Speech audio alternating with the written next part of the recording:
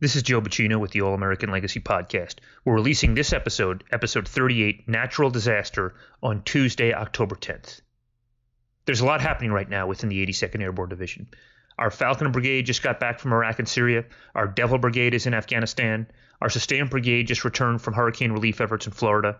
We've got paratroopers in Puerto Rico and the Virgin Islands helping with the relief from the hurricanes there. If you've been following this show, you know that not everything we do is directly related to combat. Because we've had this ability to rapidly send large groups of highly trained paratroopers anywhere in the world, we've been able to do some really cool missions, like respond to the DC riots in 1968 or assist after Hurricane Katrina in New Orleans in 2005. Well, in January of 2010, our 2nd Brigade, the Falcon Brigade, responded to a catastrophic earthquake in Haiti. We sent more than 3,000 All-American paratroopers to that country to assist with security and humanitarian assistance. That's the subject of this episode. As always, thanks for listening.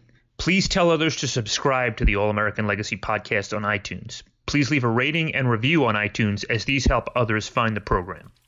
Today's story is told with no narration, just the voices of the paratroopers who deployed to Haiti. I thought someone was joking with me. I was at the chow hall, and I think it was my squad leader gave me a call, said, "We're deploying to Haiti." What do you mean we're deploying to Haiti? And they're like, haven't you seen the news? It was a magnitude 7, possibly the strongest quake ever to hit that region. The epicenter, we're told, very close to the capital city of Port-au-Prince. Reports of people dead and injured, trapped under the rubble. A U.S. government official there says the sky is gray with dust. Houses have fallen into ravine. I think everybody was a little bit nervous. We saw the images on the TV, not in the sense of the infrastructure damage, but more the death toll. My company, saw hundreds to maybe a few thousand bodies in the month that we were there. I wasn't fearing for my life in Haiti. I guess I feared for everyone else's life that were Haitians. I absolutely believe that there was no other organization other than the U.S. military, and specifically the 82nd, that could have gone in there and done what we did. This is the 82nd Airborne Division, fearless among fighting units. From Fort Bragg, home of the airborne and the center of the military universe, this is the All-American Legacy Podcast. An inside look at the 100-year history of the 82nd. They are all-American all the way.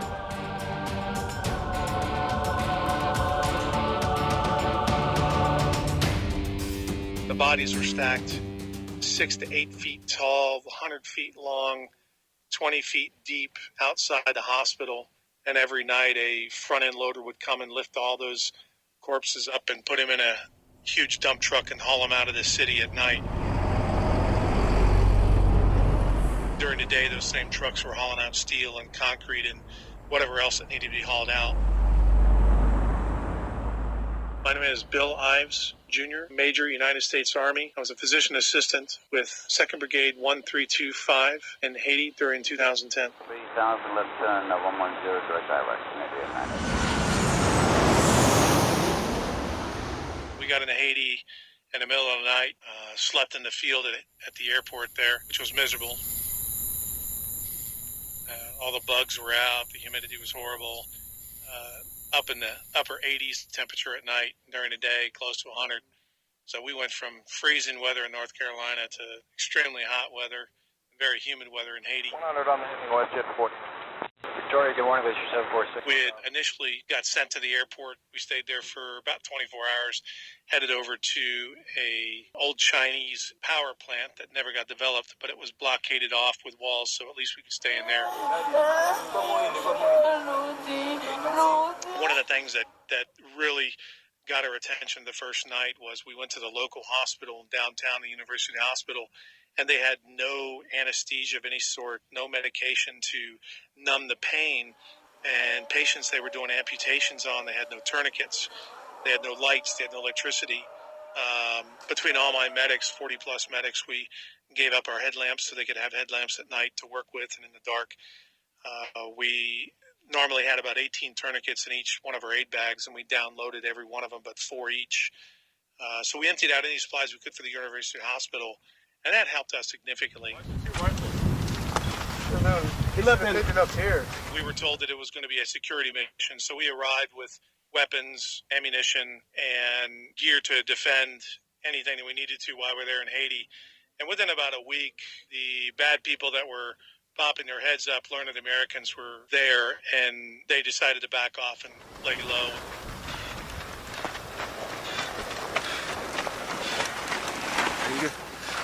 There was a lot of people going in and pillaging through rubble and stealing anything of value. And one of the things I did learn there in Haiti was that cash is king. Anything that had value to it became a commodity to them, whether it was the rice we were giving out, handheld radios that were given out, or anything.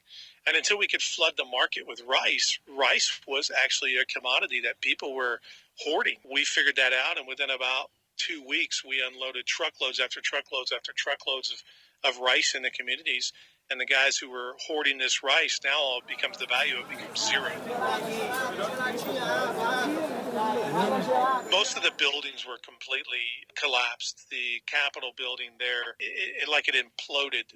The walls had collapsed in on top of themselves, and the roof just settled right down on top of the building. When we went over to the American Embassy for the first time to get real food instead of MREs, there was a lot of people looking at the American Embassy building, and there might have been a crack in the sidewalk. And you looked across the street at shopping centers and other buildings built by the locals, and it was completely destroyed. And it was determined that a lot of the destruction was because of the way they built things. Their concrete or their blocks they made were made with the salt water, which degraded the strength of the concrete. We don't call it war-stricken environment, but I would say that Haiti was the worst living I've ever done in my entire career in the military. No running water, no electricity, very humid, very hot, no place to stay, no place to sleep. We were sleeping either on the ground or on, some of us had cots. We didn't have tents. We didn't have any mosquito repellent. We didn't have mosquito nets. We didn't have anything when we arrived. I deployed during Desert Storm as a young 21-year-old, and then I deployed to Iraq. But in comparison, all the deployments together, Haiti was the worst living. I wouldn't say it was the most dangerous. That would have to tag to Iraq and Afghanistan. But the time in Haiti was definitely the most stressful and the most depressing.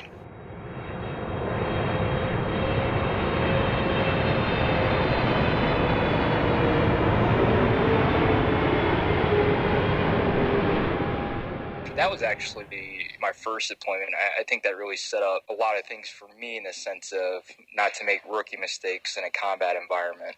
My name is Captain Joseph Quinga, 2nd Battalion, 325th Airborne Infantry Regiment, 2nd Brigade Combat Team. Once you exited the aircraft, I think that first whiff of smell of Haiti is what kind of struck me at first. Come on, number 4. Come on, let's go.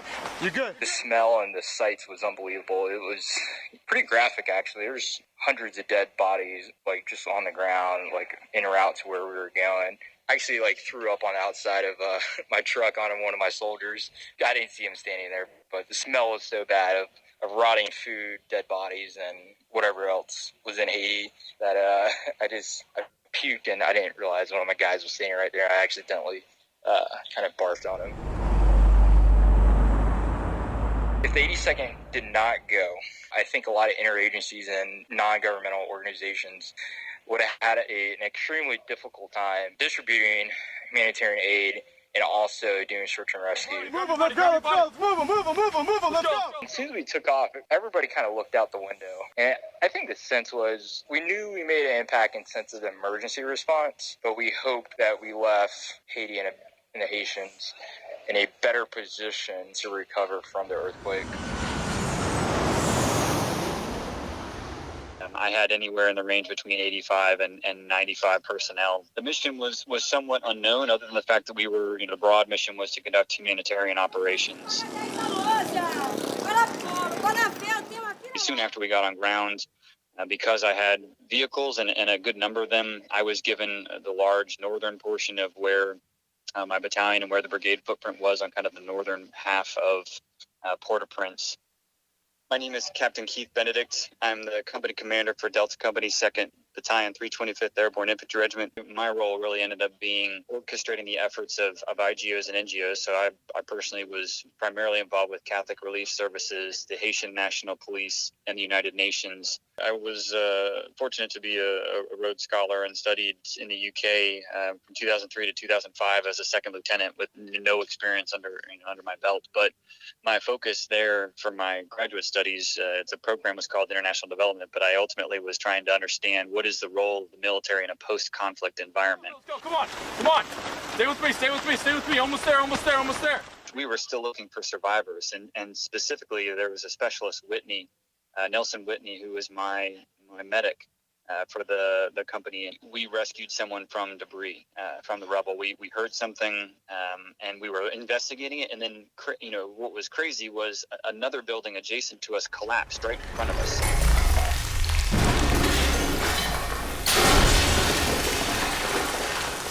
I don't think the verdict ever came of whether this gentleman had been under there for the full 2 weeks or if the collapse of the adjacent building had led him to being trapped under the rubble. But he was extremely emaciated, dehydrated, and he provided first aid to him, and they rushed him to the hospital, and I understand that he survived. Some people might look at this and say, well, what is the military doing being involved with this type of humanitarian crisis? This isn't a military operation, but the truth of the matter is I'm not sure there is anyone else that could have gone in there as quickly with the capabilities and with the clear understanding of how to set conditions and try to reverse the tide to prevent malaria outbreaks or prevent rioting and looting that would have only exacerbated what was already a humanitarian crisis in the truest sense.